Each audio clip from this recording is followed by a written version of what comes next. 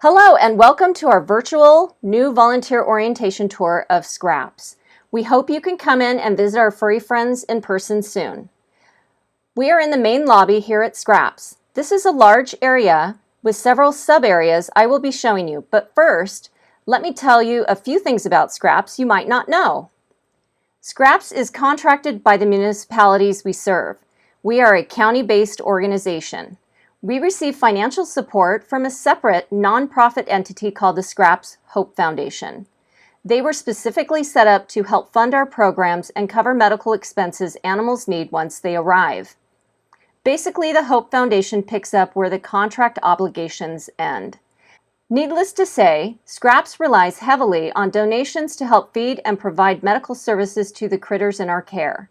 For those of you that are able and want to help, we have a designated area here in the lobby for you to drop off donations. It's located to the left of the main door. We accept animal-related supplies as well as food and other necessities such as towels, blankets, etc. We also can accept cash donations at the front counter as well as online through our website, Facebook, or our Amazon wish list. Please visit our online SCRAPS website to view our wish list if you want to know what items you can purchase or donate. We also accept open bags of food. For donations we are unable to use in the shelter but are in good condition, we can sell them in our Bow Wow Market. 100% of those proceeds goes towards helping the animals. Everything in the store is either donated or made by a volunteer or a member of our community. We have an awesome community and have seen an incredibly generous response to our pleas and are very thankful to everyone that has donated in the past. To the right of the front door is where our reception desk is located. This is where you will go to process adoptions, redemptions, licensing, or ask questions. Sometimes we will have a volunteer staffing the information booth between the donation area and the front desk. This person can answer basic questions to help alleviate the line at the front desk. As you can see, the market is spread out due to having to make room for additional cat kennels for when we run out of room in our cat room. We also have these fundraiser t-shirts and hoodies available designed by a local artist. For a $25 donation, you can pick out a t-shirt, and for a $40 donation, you can pick out a hoodie. Special ordering is available at no additional charge. Volunteers and staff members do receive a $5 discount. Over here in the corner is where our small dog pod is located. We have people that come in specifically looking for small dogs. We just repurposed this room last year, so it's nice that we have a designated area to refer people to now. The smaller dogs also present better in this area as they mostly hid or were hard to see in the big kennels in A and B pod located right next door. When we have a stray animal turned into SCRAPS, they are scanned for a microchip or checked for owner identification. If an animal comes in with an owner identified, for a dog and cat, there is a 5-day hold. For animals that do not have owner identification, for dogs there is a 3-day hold, but for cats it's a 0-day hold. This is because 2/3 of our impounds are cats and we simply do not have enough space to keep them that long. In addition, the redemption rate for cats is less than 3% versus over 60% on the dog side. It's really important for cat owners to microchip their cats.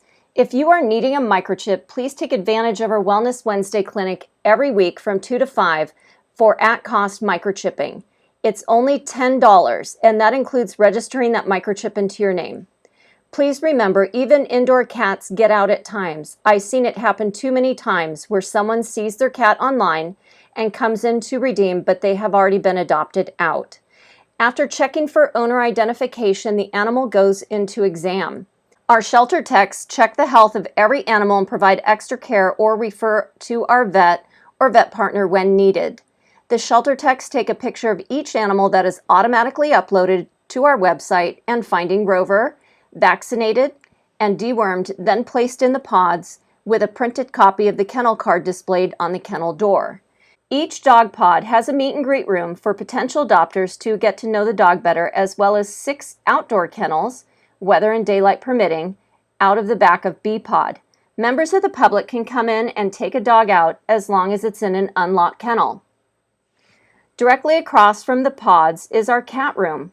Our cat room also has a couple of get acquainted rooms as well as a free roam room we are currently using for overflow. The big room is typically used for cats that come in together, such as a hoarding or seizure case. We do have to keep animals separate otherwise, as we don't know much about the animals we bring in and don't want to risk spreading a disease we might not know they could be harboring, such as ringworm. Our floor layout is basically one big circle with 2 hallways in the middle. The Special Programs hallway is the first hallway located off the lobby. My office is the first one on the right if coming through the pod side. When you come in for the first time after the background check and the classes have been completed, you will not need to wait at the front desk. Please come straight back to my office and I will show you how to log in and out while you are here. There are volunteer lockers in this hallway you can use, however, we don't provide locks. Please make sure you lock your valuables, as we recently had a theft by a random visitor that was caught on our surveillance camera. It's a real hassle to have to cancel your bank account and credit cards, so please leave your valuables in your car or at home when possible. These lockers are for day use only. Please do not leave your items for longer than the time you are here.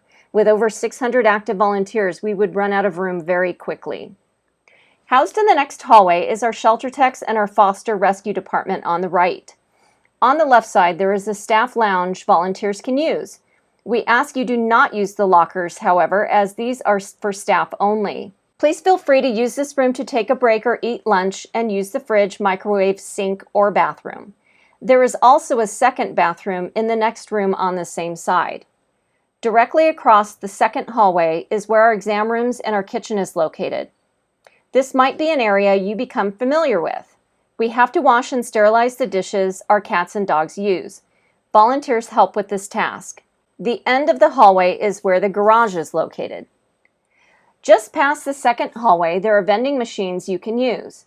Down here on the left is C-Pod. C-Pod houses our dogs that have special needs or information we need to pass along to potential adopters. It could be something as simple as the dog is able to jump a 6-foot fence. Some of our pods have a lid on them, as you can see. We do occasionally get an escape artist we have to make sure gets placed in a kennel that has a lid. Another issue could be that the dog is not well socialized. If that's the case, they are probably not going to do well in a home with children under 10. Some dogs are placed in C-Pods simply because they are stressed out and need a break from the constant flow of people that come into the pods to say hi to the dogs on a daily basis. At the very end of the hall is where our vet clinic is located.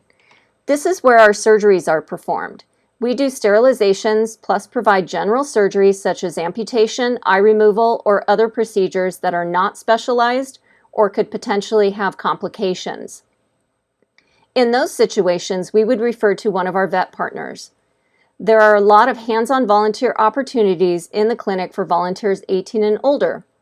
We have about 3 positions for each of the 2 shifts we have to schedule volunteers for to help when we have our surgery days. Let me know if you are interested in helping out so I can let you know what training is required prior. Next to the clinic is E-Pod. E-Pod is a transitional pod for dogs we are in the process of finding rescue placement for. We do screen adopters of behavior dogs, but we are rarely able to provide out-of-shelter living for these dogs unless they are in full-time training, and rescues are better able to vet and triage behavioral issues in a home-type environment. Whenever we have a dog that we are not able to adopt out due to behavioral issues, we try to seek rescue placement. Rescues have the ability to screen, monitor, and enforce requirements of these special adoptions, something we are not able to do here at SCRAPS due to our limited resources. We have also placed some of these dogs in full-time training. We do whatever we can to provide a positive outcome for every animal. Moving along down the hall, there is our never-ending supply of dirty crates and laundry in our laundry room. Volunteers help with these housekeeping chores and do a really good job of staying on top of these things. If you are interested in getting started right away and want to come in and help with our chores, please let me know. There's always something to clean or help out with, and never a dull moment at SCRAPS. The 2 rooms on the right down this hallway are off limits to volunteers. This room houses our ringworm kitties. Ringworm is not a deadly disease, but it is highly contagious. Prior to this room being established, cats with ringworm that were not placed into foster care or sent to rescue had to be put down. This is another way we can provide a positive outcome. Next is our quarantine room. We house our naughty kitties here as well as our barn cats awaiting placement in our outdoor bungalow unit. Whenever a bite or scratch that breaks the surface of the skin is reported, the cat ends up in a mandatory 10-day quarantine period. Not only is someone hurt, but now there is an incident and bite report that has to be filed. When a cat enters into a 10-day quarantine, the cat is not available for adoption, unsocialized, and susceptible to becoming sick. Not good all the way around. This is why we have our classes and hands-on training for all volunteers. We want to equip everyone with enough information and training so we can help keep these incidents down to a bare minimum. Safety is a priority. This area here is our food storage and food bank area. This is where our food donations are processed. Whenever we have food items come in, they have to be sorted, labeled, and stored in a way that we are able to rotate through our stocks so we use up the older items first. We have a lead volunteer that manages this area for us and is always in need of help to keep our food bank stocked. We have another large storage area upstairs as well. Next, under the stairs around the corner houses our TNR cats. This is a transitional area for our Trap, Neuter, Release, or TNR program. Do you know what a feral cat is? Basically, a feral cat is a wild cat. They have never been socialized to humans and therefore do not meow. When we have a feral cat turned in, Scraps will impound them, schedule them for surgery and vaccination, tip their ear, and return them to their colony. Feral cats opt against human interaction and would not be happy as human companions, so that releasing feral cats back to their home areas is the best option for them. TNR is a heavily studied and scientifically supported approach to protecting the interests of these cats. We have volunteer drivers that help with this program. Please let me know if you are interested in any of our driving positions. Around the corner is animal receiving. Receiving is where you would take a stray if you found one. Adoption returns are also processed here, as well as handing out our food bank rations. Anything having to do with a live animal typically comes back here. Down the hall on the right is our URI isolation room. URI stands for upper respiratory infection, which is basically a cat cold. Just like with humans, when a cat develops a secondary infection and has to be placed on medication, they have to be kept separate. While under the care of a vet, they will stay here until cleared and return to the adoption floor. As you can see by the sign, our director used to have this huge office, but gave it to the sick kitties as this room is bigger and has natural sunlight to help facilitate the healing process. Our sick cats do better in a home. However, a lot of our fosters have other cats at home and are unable to take a sick cat. If you are able to help nurse a sick cat back to health, please let us know. Through the door are the public restrooms on the left and our conference and community rooms on the right. Our community room is typically where we hold orientations and classes, but on Wednesdays, both the community and conference rooms are transformed into our waiting room and exam room.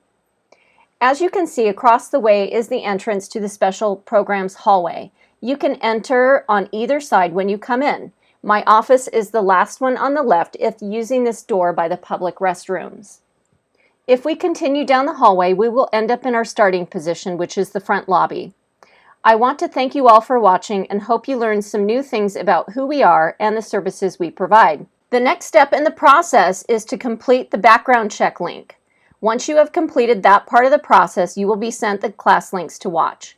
After that is complete, you will come in for the first time to do the hands-on or shadow training with a seasoned volunteer. Please let me know if you have any questions, and I look forward to hearing from you soon.